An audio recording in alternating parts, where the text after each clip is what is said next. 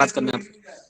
तो वेदांत बहुत बढ़िया बढ़िया पढ़े 8.10 वेदांत हम पढ़ रहे हैं योग मिश्रित भक्त।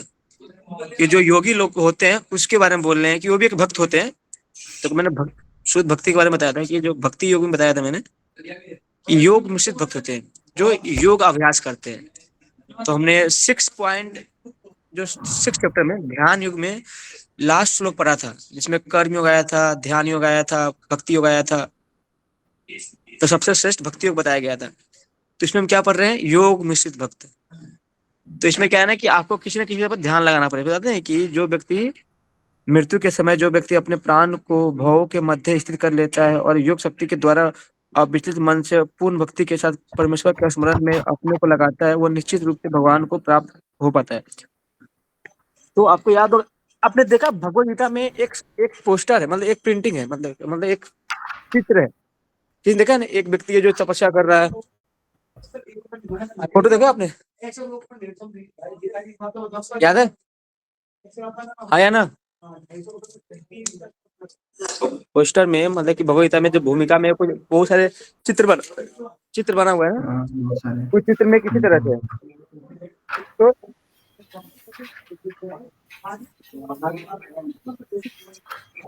हाँ महाराज कार्तिक आ गया इतना शोरगुल हो रहा है कैसे लग रहा है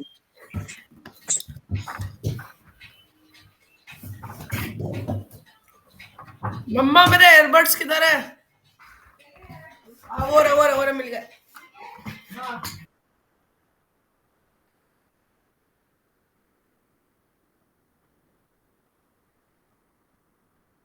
बहुत सब हल्ला कर रहा है। अरे कौन है भाई दूर एक सेकंड बाहर जाता हूँ तब बताता हूँ। क्या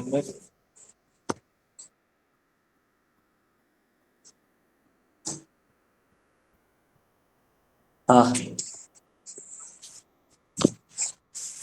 है चलो। तो हमने हमने देखा था कि किस तरह व्यक्ति मैं इससे पहले हमने देखा था कि किस तरह मृत्यु के टाइम हमें भगवान का चिंतन करना चाहिए जिस तरह से हमें भगवान का स्मरण हो मृत्यु के टाइम भी जिससे हम भगवान के धाम जा सके। तो 8.10 में बताया गया है कि हमें योगाभ्यास करना चाहिए। योगाभ्यास मतलब कि भगवान का चिंतन करना चाहिए। अगर ये अभ्यास करोगे तभी लास्ट में परमात्मा को याद कर पाओगे वरना मृत्यु के टाइम 40,000 बिच्छू एक साथ काटता है तो उस टाइम भगवान का स्मरण कर ही नहीं पाओगे। जब तक आप प्रैक्टिस नहीं करोगे जब तक आप नहीं कर पाओगे। समझ रहे हो।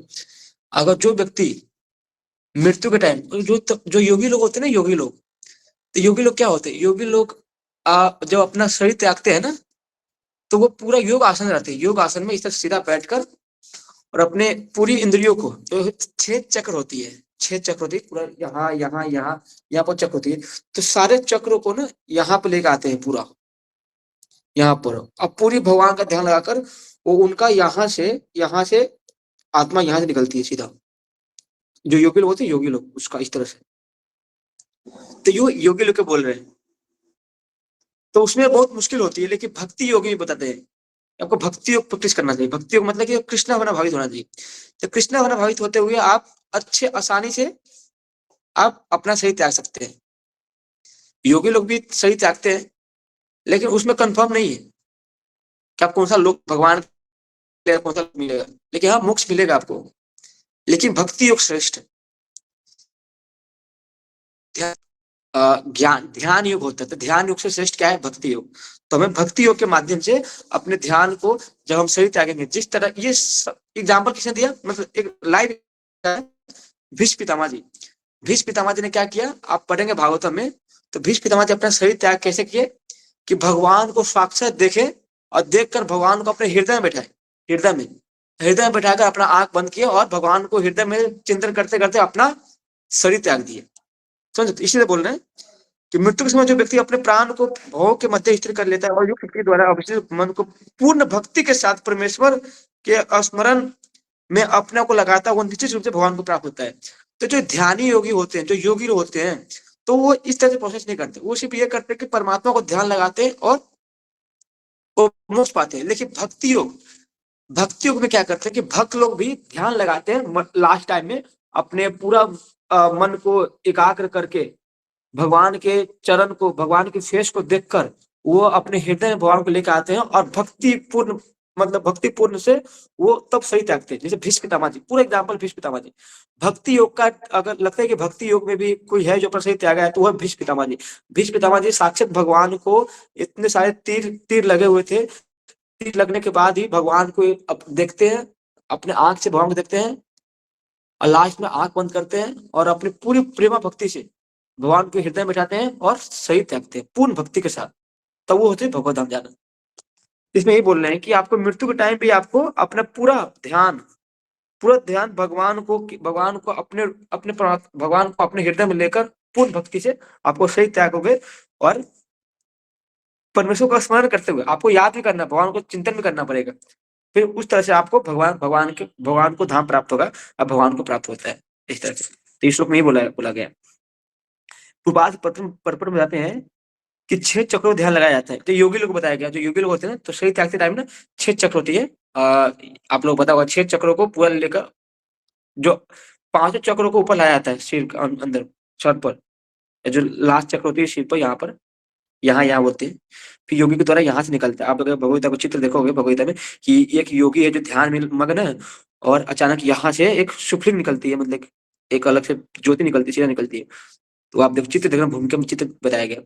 तो भक्ति योग में वो तो अलग है, लेकिन भक्ति योग का सबसे अच्छा मार्ग है कि भक्ति योग, हाँ, भक्ति योग में सबसे अच्छा है कि भगवान का चिंतन करते रहिए और पूर्ण प्रेम से भगवान को हृदय में बैठाइए और हरे कृष्णा बोलते बोलते शरीर त्यागिए। जिस हमारे गोपाल कृष्ण गोसाई महाराज जी हुए, लास्ट टाइम में हरे कृष्णा बोलकर आराम से पूरा ऐसे लगे भगवान को ले जा रहे हैं इस तरह से। तो हमें भक्ति योग प्रैक्टिस करना चाहिए। ध्यान योगी सही है, ध्यान योग में आपको पता नहीं भगवान लास्ट टाइम भगवान का चिंतन आएगा कि नहीं आएगा, परमात्मा का ध्यान आएगा, लेकिन परमात्मा मिल जाओगे। लेकिन अगर साक्षात भगवान के दर्शन करोगे, भगवान के नाम भगवान भगवत धाम जाओगे। कहते हैं कि भक्ति योग मनुष्य कभी भी मृत्यु के समय इस दिव्य अवस्था को प्राप्त नहीं होता है। कोई भी मृत्यु के समय परमेश्वर का शास्त्र स्मरण नहीं कर पाता है। क्यों? कि व्यक्ति मृत्यु टाइम भगवान का स्मरण नहीं कर सकता है। क्यों नहीं कर पाता है? क्योंकि 40,000 बिच्छू एक साथ काटते हैं, इतना दर्द होता है, कैसे कर पाओगे? लेकिन क्या उसे किसी न किसी योग की विशेषता भक्ति योग का अभ्यास होना चाहिए।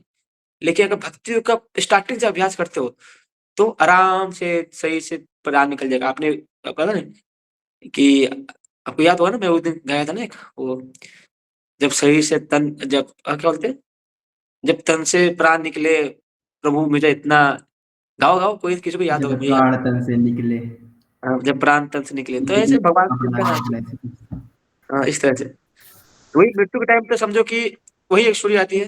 भक्ति योग जो होती है, भक्ति योग जो भक्त लोग को होता है, भक्त लोग के लिए है। तो भैया माइक म्यूट करके पानी पियो ना। हाँ, पानी मुझे प्यास लगे यार, इतना दूर से।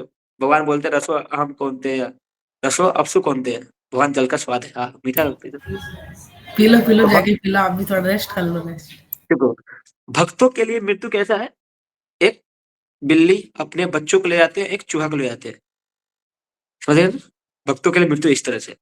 तो हम नहीं पढ़ेंगे, हमने ये पढ़ा है योग मिश्रित भक्ति का, देखा कि एक भक्त भी भगवान को ध्यान कर कर पूर्ण भक्ति के साथ अपना शरीर त्यागेंगे तो भगवत धाम जाएंगे। आगे के श्लोक पढ़ते हैं। वेदांत गुरु,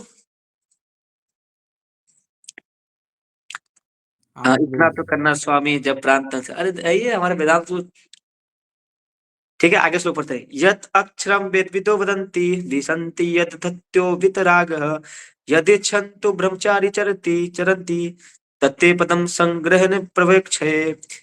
कि जो वेदों को ज्ञाता है, जो ओमकार का उच्चारण करते हैं और जो संन्यास आश्रम के बड़े बड़े मुनि हैं, वो ब्रह्म में प्रवेश करते हैं। ऐसे सिद्धि की इच्छा करने वाले ब्रह्मचारी व्रत का अभ्यास करते हैं।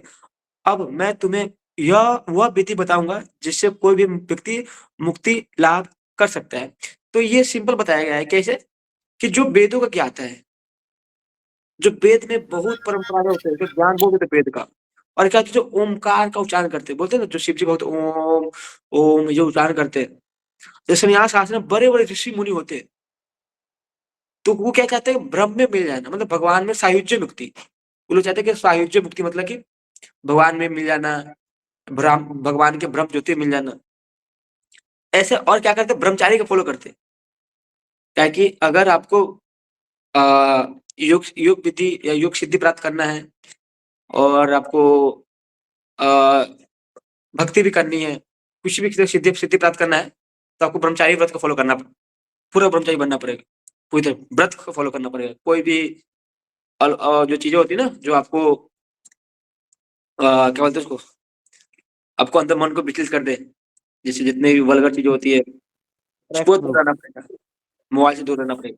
तो इसमें रहते हैं कि भगवान अब ऐसे बता रहे हैं, भगवान बोल रहे हैं कि ये सब छोड़ो, ये सब चीजें होती है, ऋषि मुनि होते हैं जो करते हैं, लेकिन मैं तुझे ऐसा बताऊंगा जो मुक्ति का सुलभ, बहुत आसानी से आप भगवान को प्राप्त कर सकते हो। क्या ठीक है, मम्मी? तो इसमें प्रभात प्रथम बोलते हैं, हम प्रभात का प्रथम पढ़ते हैं, अक्षरम या ओमकार ब्रह्म है, जो हम बोलते हैं ना ओम का उच्चारण करते हैं, तो ये भी एक ब्रह्म है, ओमकार ब्रह्म है, कि ब्रह्म में आप समझ आओगे। लेकिन एक्चुअली आपको भगवान के पास जाना, तो भगवान का नाम लेके जा सकते हो। तो हम सिर्फ पर्पट पढ़ते हैं। अब पर्पट में मैं एक ही कहा गया, हाँ।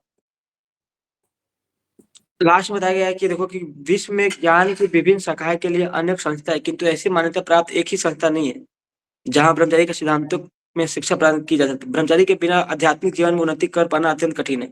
अतः इस कलयुग के लिए शास्त्रों का आदेशानुसार भगवान चैतन्य ने घोषणा की है कि भगवान कृष्ण के पवित्र नाम हरे कृष्ण कृष्ण कृष्ण हरे हरे राम राम राम हरे हरे, कि जब क्या अतिरिक्त परमेश्वर के साक्षात्कार का कोई अन्य उपाय नहीं है। तो प्रभुपाद जी प्रपन्न बोलते हैं, लेकिन भगवान बोलते हैं कि मैं तुम्हें ऐसा कुछ बताऊंगा जो तुम सीधा मेरे पास आ जाओगे। तो श्लोक आगे पढ़ते हैं, सर्वद्वाराणि संयम्य मनो हृदय निरुक्षय च मुधिर्न आधाय आत्मना प्रणाम अस्ति योग धारणा, कि समस्त ऐन्द्रिक क्रियाओं से विरक्ति को योग की स्थिति कहा जाता है। इंद्रियों के समस्त द्वंद्वों को बंद करके तथा मन को हृदय में और प्राण वायु को सिर में केंद्रित करके मनुष्य अपने योग में स्थापित करता है। तो ये चीजें आप समझ सकते हो कि योग मिश्रित भक्ति के बारे में बोल रहा हूँ। जो योगी लोग होते हैं ना, तो वो किस तरह अपने मन को, इंद्रियों को कंट्रोल करके किस तरह भगवान को प्राप्त करते हैं, भगवान के ब्रह्म ज्योति में, मतलब मोक्ष प्राप्त करते हैं। तो ये भगवान बोल रहे हैं। तो वह बोल रहे हैं कि भगवान बोल रहे थे कि मैं ऐसा बताऊंगा, आप इसे पिछले श्लोक में पढ़े ना, कि अब मैं तुम्हें वह विधि बताऊंगा जिससे कोई भी व्यक्ति मुक्ति लाभ कर सकता है, कोई भी व्यक्ति मुक्ति लाभ कर सकता है। आप लोग माइक म्यूट क्यों नहीं करते, कार्तिक लोग माइक म्यूट क्यों नहीं करते, बार बार क्यों आपको अनम्यूट हो जा रहा है। तो भगवान बोलते हैं कि तुम्हें मैं ऐसा मार्ग बताऊंगा जिससे मुक्ति आपको आसानी से प्राप्त हो जाएगा। तो फर्स्ट लोग क्या बोलते हैं कि पहले आपको इंद्रिय जो क्रिया होती है ना, इंद्रिय की क्रिया, उसको कंट्रोल करना पड़ेगा। ठीक है, इंद्रियों के समस्त द्वंद्वों को बंद करके मन को हृदय और प्राण वायु को सिर पर केंद्रित करके, मन को हृदय में, सारे इंद्रियों को बंद करके मन को हृदय में बैठाना पड़ेगा, और क्या प्राण वायु को सिर पर लेकर आना पड़ेगा, केंद्रित करके मनुष्य अपने योग पर स्थापित कर सकता है। ये पूरे प्रोसेस बताया गया है। ये हमें जरूरत नहीं है, ये योग विधि आप जो योगी लोग होते हैं हमें जरूरत नहीं है, लेकिन फिर भी हमें भक्तों को पता होना चाहिए कि जो योगी होते हैं वो किस तरह अपना ध्यान लगाते हैं।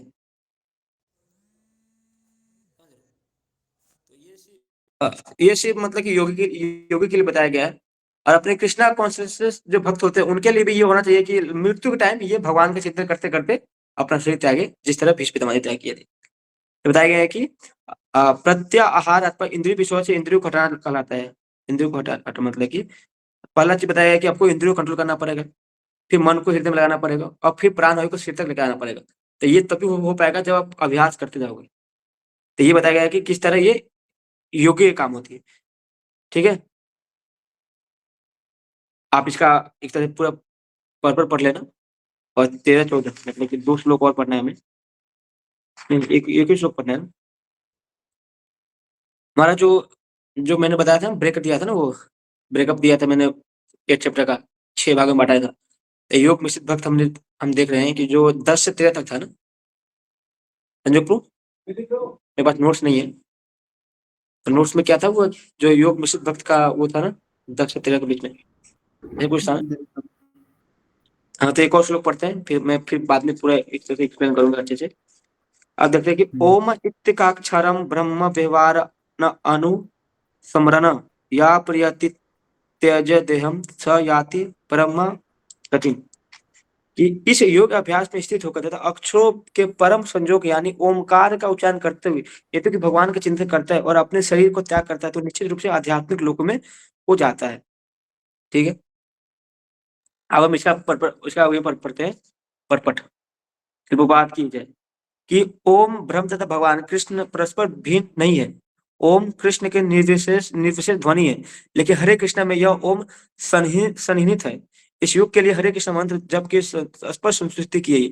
यदि कोई हरे कृष्ण कृष्ण कृष्ण हरे हरे हरे राम राम राम हरे इस मंत्र का जप करते हुए सही त्यागता है तो वह अपने अभ्यास का गुणा अनुसार आध्यात्मिक लोकों में से किसी एक लोक को जाता है। कृष्ण के भक्त कृष्ण लोक गोलोक वृंदावन को जाते हैं। सदगुणी सगुणवादियों के लिए आध्यात्मिक आकाश में अन्य अनेक लोग हैं जिन्हें वैकुंठ लोग कहते हैं, किंतु निर्विशेषवादी या जो ब्रह्म ज्योति में ही रह जाते हैं। मैंने कुछ पूछा था ना संजय प्रो, बताओ क्या पूछा था?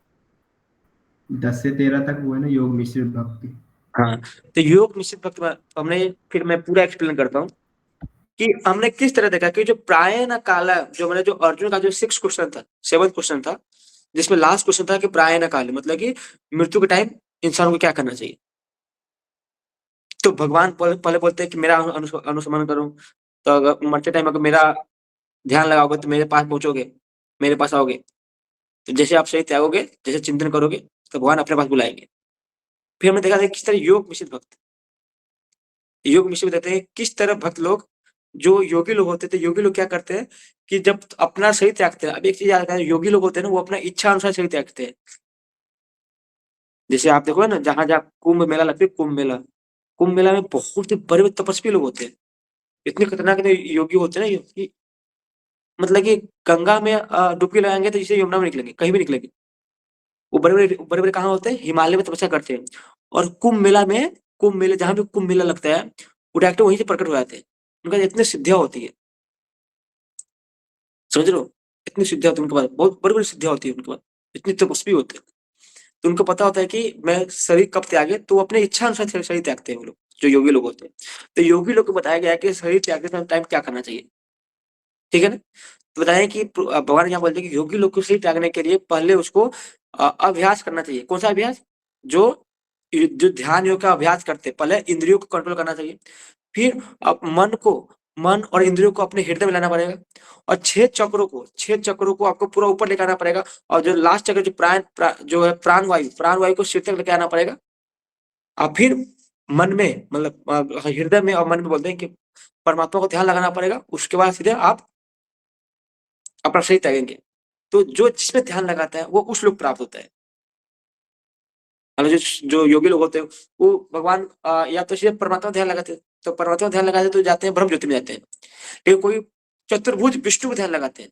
जो योगी लोग होते हैं ना, योगी लोग भक्त होते हैं। कुछ योगी लोग मतलब कि अलग अलग सबका अष्टांग योग होते हैं, अलग अलग योगी होते हैं। कुछ होते हैं योगी होते हैं जो भगवान विष्णु का ध्यान लगाते हैं। तो भगवान विष्णु को ध्यान लगाते हैं और अपना शरीर भगवान विष्णु के स्मरण करते हुए अपना शरीर त्यागते हैं। जैसे शरीर त्यागे उसका सीधे विष्णु लोक जाते हैं, मतलब विष्णु लोक कौन हुआ? वैकुंठ। लेकिन जो कृष्ण के भक्त थे, जो हरे कृष्ण महामंत्र करते हैं, तो कृष्ण लोक प्राप्त होते हैं, मतलब गोलोक वृंदावन धाम पहुंचते हैं। तो योग मिश्रित बारे में बताया गया कि योग मिश्रित भक्त कैसा है।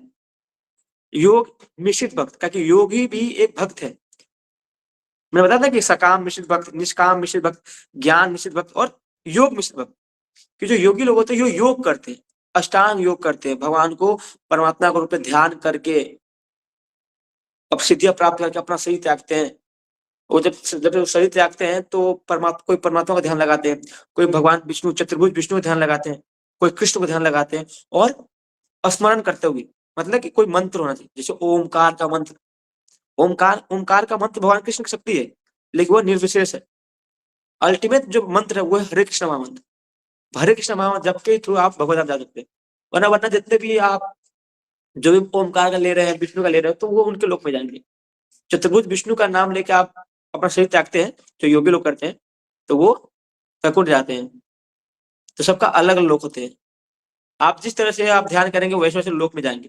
तो हमने देख लिया कि योग मिश्रित भक्त का हमने देख लिया। तो आपको क्या करना है कि 10, 11, 12, 13 ये का आप लोग परफेक्ट पढ़ लेना। पर पर्पट, क्योंकि पर्पट बहुत बढ़िया है। मैं जितना समझाया ना, उससे अच्छा आप जब पर्पट पढ़ोगे तो आपको अच्छे से समझ में आएगा। ठीक है, हम कल आगे पढ़ेंगे। ठीक है, चलो अब मस्ती करते हैं। हो गया, बहुत हो गया, करो मस्ती। और वेदांत तेरा आँख कौन फोड़ दिया भैया? अरे वो मैं ये बोल रहा कि वो तो चिलम पीते। अरे वही तो बोल रहा हूँ, बहुत सारे जो योगी होते हैं ना, जो तपस्या करते हैं, लेकिन क्या कहते हैं, सबका अलग अलग होता है ना। कोई चिलम पीते हैं, कोई शिव जी का अनुकरण करते हैं। हम समझ नहीं सकते हैं जो योगी लोग को हम समझ, जो अघोरी लोग होते हैं, इसमें कैटेगरी होती है। कोई अघोरी होते हैं, कोई योगी होते हैं, स्टार्टिंग में बहुत ही तपस्या करते हैं, हिमालय में इतने इतने खतरनाक तपस्या तपस्या क्यों करते हैं? क्योंकि इसको इंद्रियों पर कंट्रोल करना है। समझ लो। चिलम तो पीते हो लेकिन। हाँ, इंद्रियों पर कंट्रोल करने के लिए बहुत ही तपस्या करते हैं, लेकिन हम लोग क्या